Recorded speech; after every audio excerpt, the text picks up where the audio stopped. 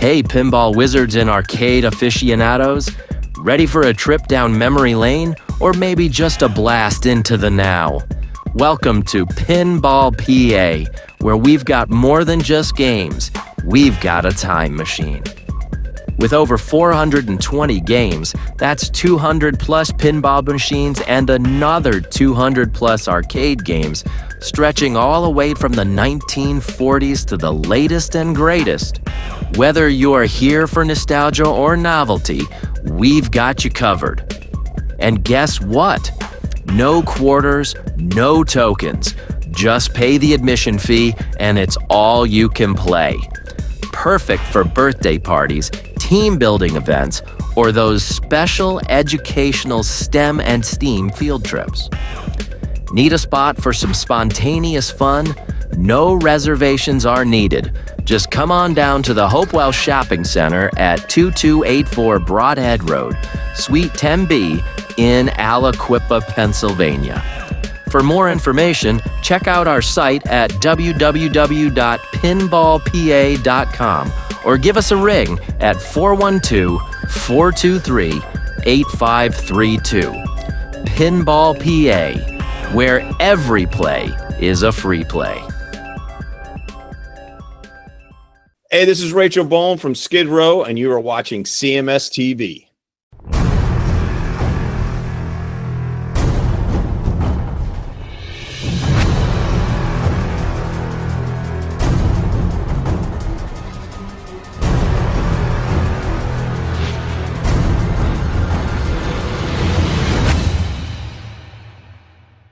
One of the best written shows I've ever watched. Really? Ever? Better than even Sopranos? On that level. And if they don't go into a bunch of weird, stupid dream sequences, they'll stay there. Right. You know, because if the Sopranos didn't have those dream sequence seasons, you know, let alone episodes, but a full season as well, it would have been. But this Euphoria, just the level of character development is like nothing I've ever seen.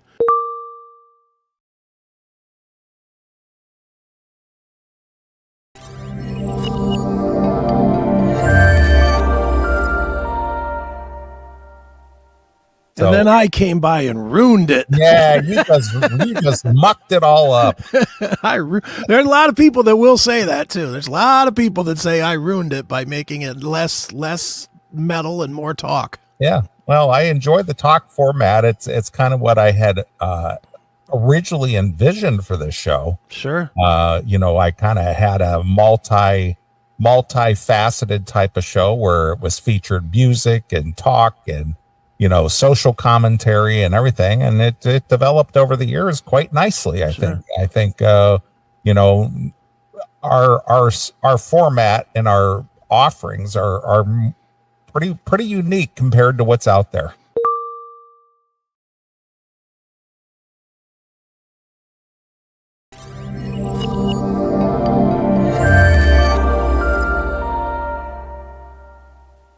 I'd have to look, but I don't really feel the need. We're not a porn show.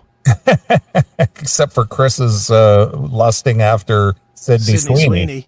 Yeah. But that's personal lust. That's not for the show. I mean, for the show, I'll talk about it, but I'm not actually whipping my dick out and saying, oh, you know.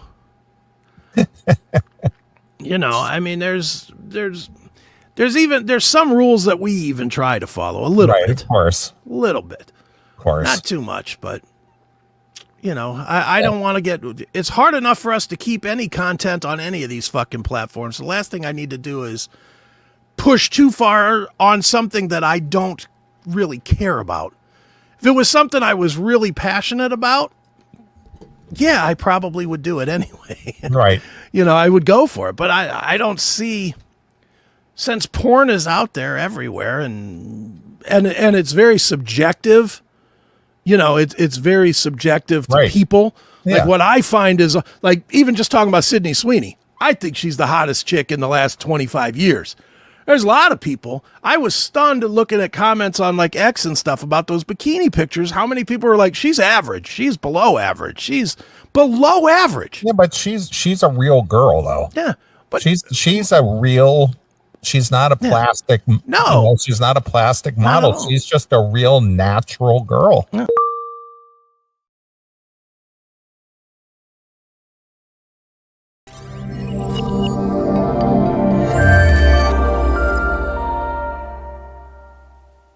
There was one break during this fucking Euphoria that was 4 fucking minutes of commercials. And it's like, all right, I'm watching, I'm way into the show because of whatever. You know, I'm way into it, and they're leading up to something, and there's leading up to the drug dealer doing this and that. And now I'm watching a fucking commercial for Charmin. And then I'm watching 3 more minutes of commercials for rocketmoney.com and, you know, all kinds of bullshit. And by that point, now I've lost the energy that I had because that show, Euphoria, was made for HBO. It wasn't made to have commercials. Right. So there's no, like, you know how, like, regular TV, they do like a, what do they call that? A soft fade or whatever, where they fade to black and then they come back up. You know, there's none of that. It's just like the drug dealer's in here saying, oh, you know, I'm gonna sell you this.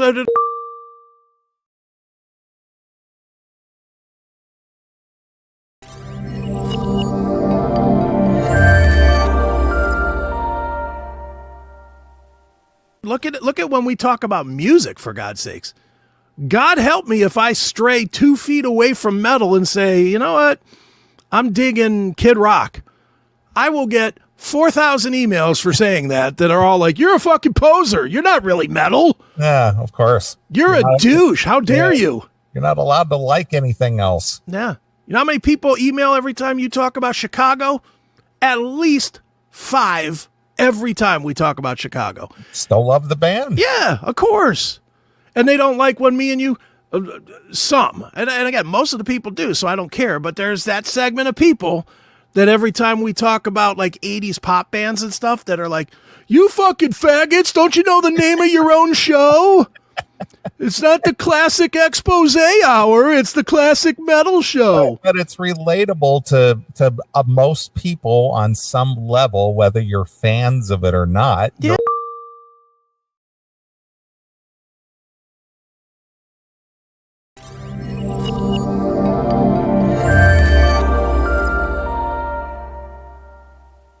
I would assume that writing a book or concentrating on writing a book, you know, like, you know, the life coaching thing that I do, you gotta have a focus for it. You know, I got a couple of clients that I work with, you know, just to stay, you know, weekly clients. Sure. But you have to be mentally focused to do that, you know, to make it, you know, worthwhile for the client. Because if you're drifting off or you're daydreaming or you're mentally tired or whatever, you're not doing anybody a service. And I would imagine that's just like writing a book, you know, if you're mentally tired or you're not focused, you're not going to, you know, put your best work down on paper.